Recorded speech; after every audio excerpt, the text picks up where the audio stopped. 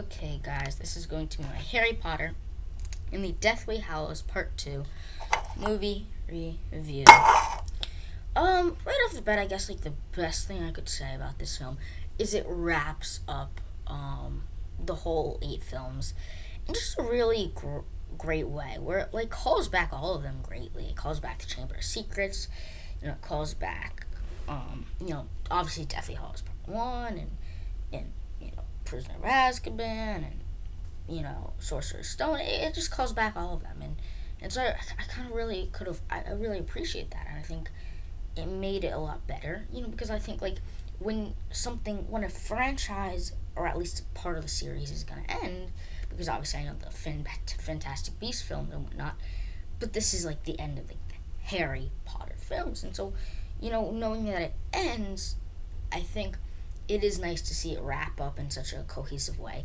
and you could tell this film was all payoff for the first film, where it was the shortest Harry Potter film. But I think as you kind of look at the Deathly Hallows story as a whole, because I said this, I would do this, the Deathly Hallows story as a whole, the seventh film, I actually really enjoyed. Especially the first part, kind of setting them on the quest, but the second part is finishing them. And I love, the battle in Hogwarts, because it's a place we had become so familiar with, throughout the franchise, that seeing, the big battle take place here. And, I love the big twists and turns, especially the Snape one. I saw that not coming out of nowhere, that he was actually good and how he, loved Harry Potter's mother. But again, that type of stuff was teased throughout the franchise. It was teased, when Snape was talking bad about, Harry's father and all that stuff, teased throughout. And I think the shockiness of Dumbledore wanting Harry to get killed, I think it's this type of stuff that I think these different types of, reveals that keep this franchise fresh. And again, like I said, the whole big battle, all our, heroes and friends and students, coming together, uniting, using magic against these different wizards. And, I guess just wrapping up everybody's story, wrapping up Hermione and Ron's story together, and Harry's, and giving more closure to Dumbledore's death and Snape's death, and Voldemort ultimately getting what he deserves. And I think Voldemort is one of those, villains who is not in the franchise a lot, but he has people, carry out his missions, carry out his plots. And what makes him even more menacing is that even to make him mortal, even to make Voldemort mortal, they have to destroy 5 different items. It's crazy. I think that was crazy about it. And I think what I can really appreciate and enjoy about this film is how it always keeps you moving, because it's it is the culmination. This is that kind of final stand, that last stand kind of quality of it. Because again, the first half to me was very much, okay, this is the setup for this being the payoff. This is enjoyable. This is great. This is awesome.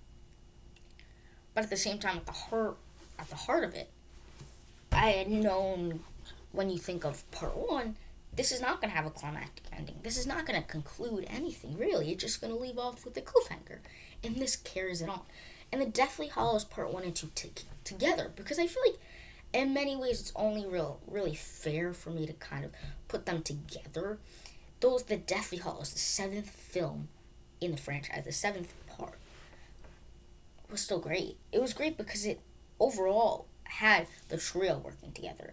It had, Hermione and Ron's relationship go deeper, called back all the previous films, and gave hints and nods that if you were paying attention, if you were watching closely, you would understand and get that.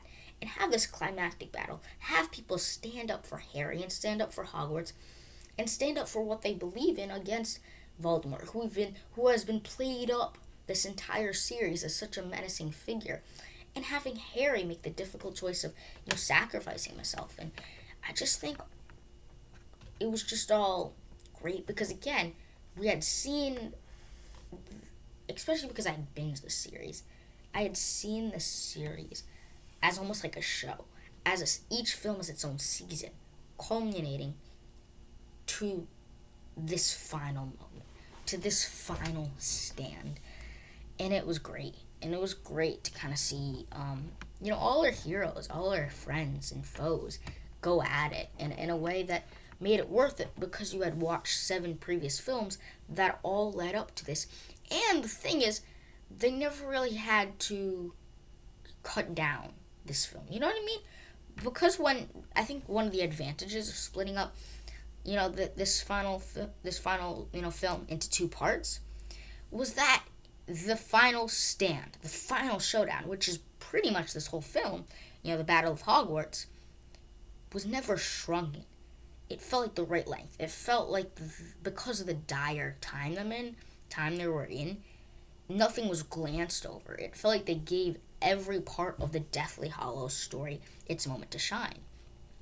And I think that goes to that credit. It goes to part 1, because I think part 2 would not be as good without part 1. But I think Deathly Hallows, the 7th film in the saga, overall, would not exist and not be as good as it is without 6, 5, 4, 3, 2, 1. So I think it's really what I kind of see as how does the Deathly Hallows contribute to the overall story? It contributes so much. It really does, because I think when you kind of look at the cumulative whole of this saga, it really comes down to this.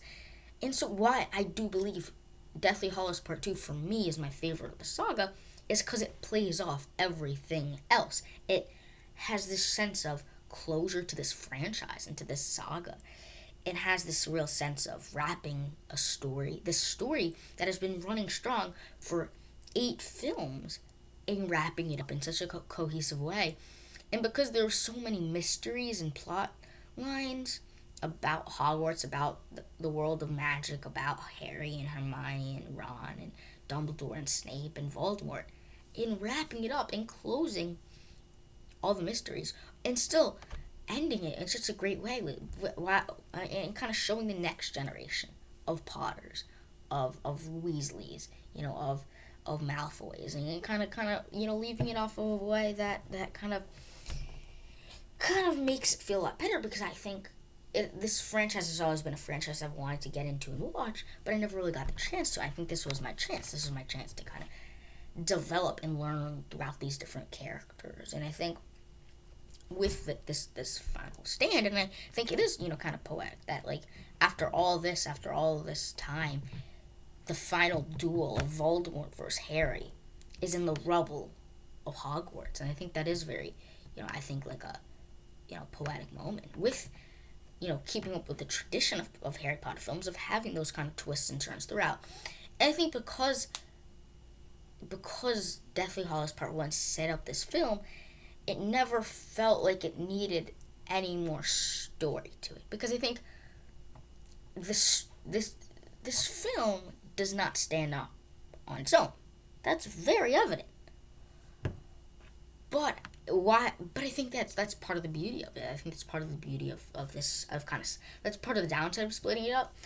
But kind of when I look at this film, I'm not going to look at it as, it's hard for me to look at this film as its own thing. I have to look at the Deathly Hallows part of the story as its own thing. And that story was great, going on a sense of adventure, going on an adventure, diving into the characters. I love, the different heists, or not necessarily heists, but different, break-in sequences, the, dressing up as different characters, and all that stuff was great. And I think, again, like, diving into the characters, having such a rich story of kind of an adventure, MacGuffin story of types, but yet still have that looming sense of stakes because Voldemort is following them, because his, army is following them.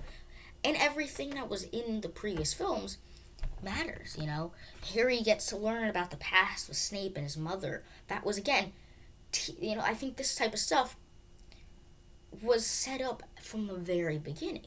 When you think of The Boy Who Lived, when you think of his, connections to Voldemort, and then on top of having, using different potions and using the sword of Slytherin, and having to kill the snake again with the same sword, giving everybody's moment to shine. And I love when ends of a franchise can do that, where it's like everybody had to play their part nicely. And I think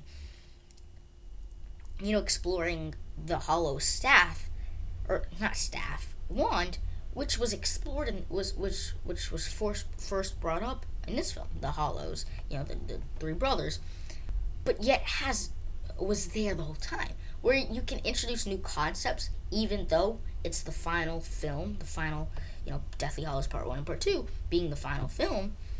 You can still do that, but yet have a great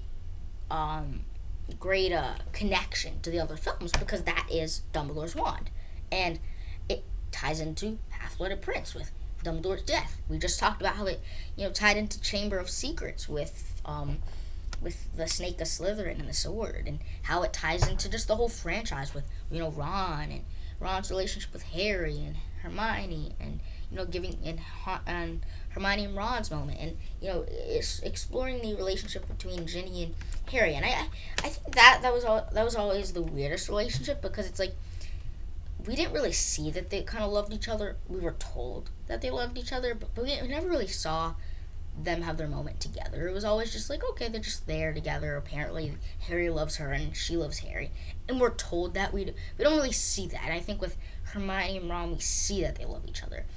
They're by their actions, instead of Harry's just like, oh, I love your sister, oh, this and that, and you were told that they loved each other. You never saw that they loved each other. You know what I mean? But all in all, I think this film was a really great conclusion, and I think this film couldn't exist without these other 7 films.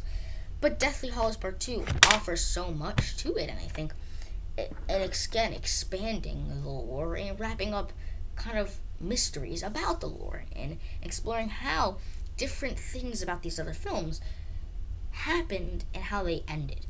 How did Voldemort and Harry be connected with their wands and with their stuff, and what happened to what about the scar? Okay, that's what happened. What about Voldemort, and how, why did he go after the parents? Okay, that's what happened. Why was Snape so adamant against Harry's father? Oh, that's why. Why did Snape turn all of a sudden? That's what happened. Why didn't Dumbledore put up a bigger effort? That's why. And so, and again, it's also exploring Tom Riddle's relationship, Tom Riddle, who is, Voldemort's relationship with a snake. And I think, just all in all, wrapping it up, and Neville, and Dobby, and again, that goes back to Part 1, but I can't look at just Part 2, which Part 2, if I were to make a connection to Endgame, Part 2 is that final battle in Endgame, where I think when you kind of look at this film, it is in many ways the Battle of Hogwarts, Harry sacrificing himself, and then the final battle back on the battlegrounds of Hogwarts. And again, the duel between Harry and Dumbledore was great. Ron and Hermione going to the Chamber of Secrets, or whether you talk about Harry sacrificing himself, Harry learning about the twists and turns with Snape, and I think that part was great. When they're kind of establishing Snape's motivations, it makes you feel bad for him in this whole film, because like at the first film you're like, okay, he's a villain. Then you figure out he's not the villain. You're like, oh man, I feel bad for you. Oh, he is the villain. And Harry, Half-Blood Prince. Oh no, he's not the villain. And it kind of makes it all the more crazy. And I think diving into aspects that were set up in the other films and exploring them more through the banner of the Hallows, whatever you want to call it. And it really makes sense, because I think it just overall kind of leaves you with a sense of satisfying, where it wraps up the story in probably the best possible way, because they don't rush anything over. They don't rush over it. Where it's like every film is 2.5 hours long, and then you get to this final film. And whereas I think a concern you might have with any film that kind of wraps up a saga or a franchise or whatever, is your worry would be, I just hope it's satisfying, because I think when you think of a final installment of a franchise, I feel like everybody's concern is, if this is bad, it can ruin every other film in the franchise, which is practically a culmination to this, and it doesn't. And that's just a big feeling of just just big satisfying feeling of, okay, this is what's set up, and it doesn't disappoint in its final stand. And they split it up, and I like that they split it up because they don't rush over anything, and that was a very nice kind of touch, upon that. Stay tuned for our videos coming at you.